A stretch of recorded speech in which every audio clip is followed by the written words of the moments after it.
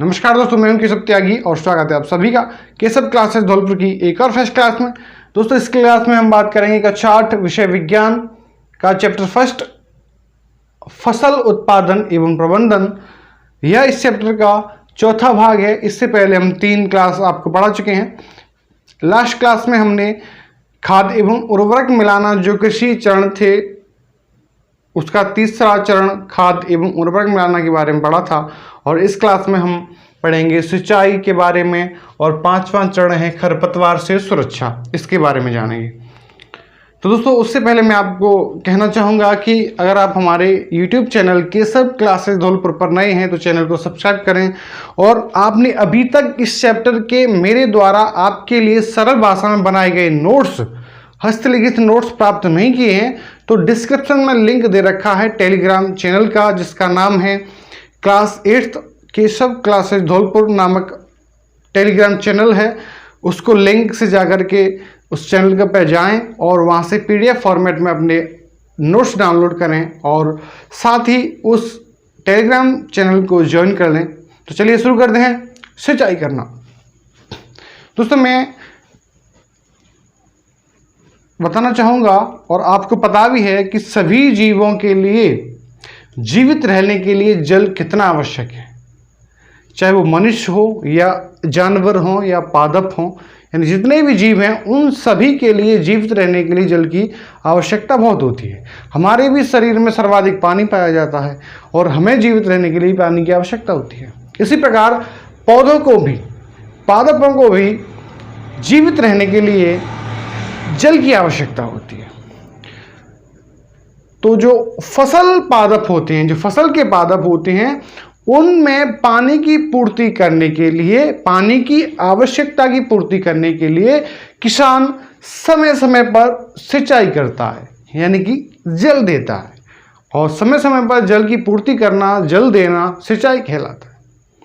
तो दोस्तों, निश्चित समय अंतराल पर खेत में जल देना सिंचाई कहलाता है। सिंचाई का काम समय एवं बारंबारता फसलों, मिट्टी और मौसम के अनुसार भिन्न भिन्न होता है, यानी कि फसलों की पूर्ति के लिए समय समय पर जल देना सिंचाई कहलाता है। ये जो सिंचाई का कार्य है वो विभिन्न फसलों पर उसकी मिट्टी के आधार पर, खेत की मिट्टी के आधार पर विभिन्न फसलों में भिन्न भिन्न समय पर सिंचाई की जाती है। मौसम के आधार पर भिन्न भिन्न सिंचाई की जाती है। उस मिट्टी की जल धारण क्षमता के आधार पर उसमें सिंचाई की मात्रा, जल देना कम देना है या ज़्यादा देना है, यह निर्भर करता है। फसल को जल की आवश्यकता कितनी है, यानी फसल थोड़े पानी से उसको जल की पूर्ति हो जाती है या अधिकांश पानी, यानी कुछ फसलें हैं जो प्रचुर मात्रा में पानी की आवश्यकता होती है फसल को पकने के लिए, फसल को वृद्धि करने के लिए, जबकि कुछ फसलें हैं जो कम पानी पर ही वृद्धि कर लेती हैं, कम पानी पर ही पक जाती हैं, कम पानी से पोषण कर लेती हैं। उनको अधिक पानी देने से वो फसल गल जाती हैं, जबकि कुछ फसलें ऐसी होती हैं जिनको जल की अधिक मात्रा की आवश्यकता होती है। तो किस फसल को कितना जल देना है वह इस बात पर निर्भर करता है कि उसकी मिट्टी कैसी है, उस फसल को कितना पानी की आवश्यकता होती है, वहाँ का मौसम कैसा है। इस आधार पर भिन्न भिन्न समय पर भिन्न भिन्न जल की मात्रा में पानी दिया जाता है। अर्थात पानी देना ही, जल देना ही फसल को सिंचाई कहलाता है। सिंचाई खेतों में जब किसान करता है तो वो कई माध्यमों से करता है। उसके स्रोत कई प्रकार के हो सकते हैं, जिनमें से हमारे जो NCERT में जो स्रोत दिए गए हैं उनके बारे में हम बात करेंगे। तो एक पारंपरिक स्रोत बताए गए हैं और एक तरीके बताए गए हैं और एक आधुनिक तरीके बताए गए हैं। लेकिन वो स्रोत क्या हैं सिंचाई के, वो है जैसे कुएं से किसान खेती को पानी देता है, नलकूप से किसान खेती को जल देता है, तालाब से भी किसान खेत में जल देता है, नदियों के माध्यम से भी किसान खेत में जल देता है, झील के माध्यम से भी किसान खेत में जल देता है, नहर से भी किसान खेत में जल देता है और बांध के द्वारा भी किसान खेत में सिंचाई का कार्य करता है। और सिंचाई के जो पारंपरिक तरीके हैं, दो प्रकार से तरीकों से में बांटा गया है। किसान के जो कि सिंचाई करने का तरीका है, उन तरीकों को दो भागों में बांटा गया है, एक पारंपरिक तरीका और एक आधुनिक तरीका। ये जो पारंपरिक तरीके हैं, इनमें किसान मवेशियों या मजदूरों के द्वारा सिंचाई करवाता है। ये जो पारंपरिक तरीके हैं, इनमें समय ज़्यादा लगता है और श्रम भी ज़्यादा करना पड़ता है, मेहनत भी ज़्यादा करनी पड़ती है और कम समय में, अर्थात हम कह सकते हैं ज़्यादा समय में कम सिंचाई या कम क्षेत्र को, कम खेत को पानी दिया जाता है। यानी कि मेहनत ज़्यादा और सिंचाई कम, मजदूरी ज़्यादा, काम कम। यानी जो काम है, जो होना चाहिए था, जो खेत में पानी का कार्य है, जो अधिक क्षेत्र में होना चाहिए था, वो कम क्षेत्र में होता है। अर्थात इसमें श्रम और समय ज़्यादा लगता है। पारंपरिक तरीकों में उनके तरीके हैं मोट, जिसे घिरनी कहते हैं, कुओं में घिरनी लगी होती है, वहाँ से पानी को खींचा जाता है रस्सी की सहायता से, और नीचे रस्सी के एक कोने में जो कुएं के अंदर जाता है, उसमें कुछ बना होता है, कोई पात्र बना होता है, जिससे एक खींचा जाता है। और एक जो वहाँ कुएं पर एक मजदूर खड़ा होता है या किसान खड़ा होता है, वो उसको लेकर के खाली कर देता है, फिर पुनः उसको कुएं में डाला जाता है, फिर से रस्सी को खींचा जाता है। तो ये प्रक्रिया मोट या घिरनी में चलती है। एक चैन पंप होती है, यानी कुएं में दो पहिए लगे होते हैं, पहिए टाइप, और एक चैन लगी होती है, उसमें चैन में जगह जगह पात्र लगे होते हैं, वो नीचे से भर के आते हैं, ऊपर खाली हो जाते हैं, पुनः ऐसे ही चक्कर चलता रहता है। ऐसे ही देख ली है और रहट भी यही है, इसी प्रकार का होता है। इनमें समय ज़्यादा लगता है और श्रम भी ज़्यादा लगता है। सिंचाई की जो आधुनिक विधियाँ हैं, वह वर्तमान समय में अधिक उपयोग में ली जाती हैं। एनसीईआरटी में दो आधुनिक विधियां बताई गई, छिड़काव तंत्र और ड्रिप तंत्र।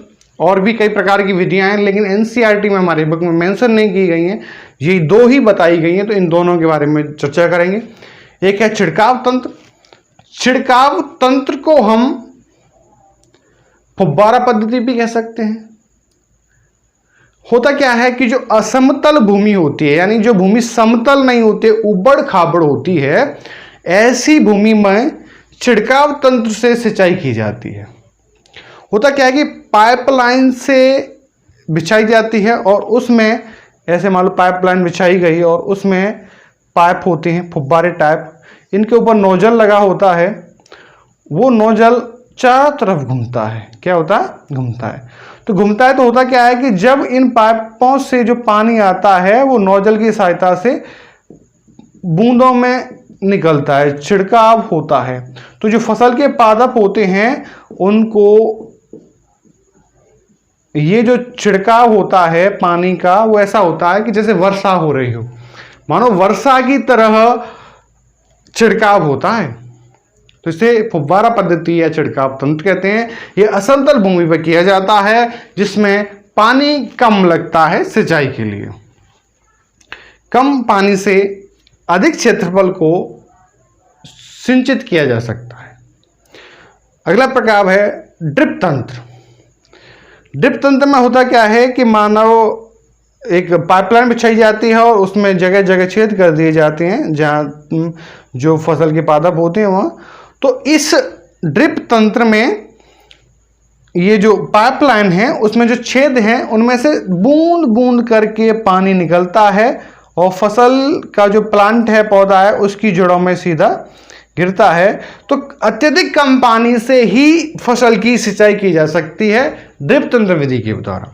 ये आधुनिक विधियां हैं, इनमें पानी को बचाव ज़्यादा किया जाता है, पानी का बचाया जाता है अधिक मात्रा में, और कम मात्रा में ही थोड़े से पानी से ही अधिक क्षेत्रफल को या अधिक पादपों को, फसलों की सिंचाई की जा सकती है। दोस्तों ये थे आधुनिक विधियां। अब हम बात करते हैं पांचवा जो कृषि का चरण है, खरपतवार से सुरक्षा। यानी जो हमारी फसल है उसको खरपतवार से सुरक्षा किस प्रकार की जाती है। मान लो एक खरपतवार जो है वो होता क्या है, किसे कहते हैं खरपतवार।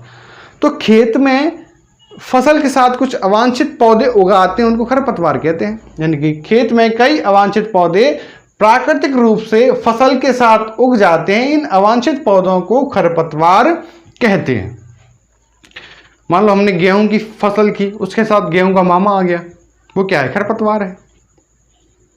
बाजरा की खेती कर रहे हैं, उसमें बर्रू आ गया, वो क्या है? खरपतवार है। यानी कि जो हम फसल कर रहे हैं उसके साथ में कुछ अनचाहे अवांछित पौधे उगाते हैं फसल के साथ, उनको खरपतवार कहते हैं। और इन खरपतवारों को फसल से अलग करना, निकालना नराई कहलाता है, निराई कहलाता है।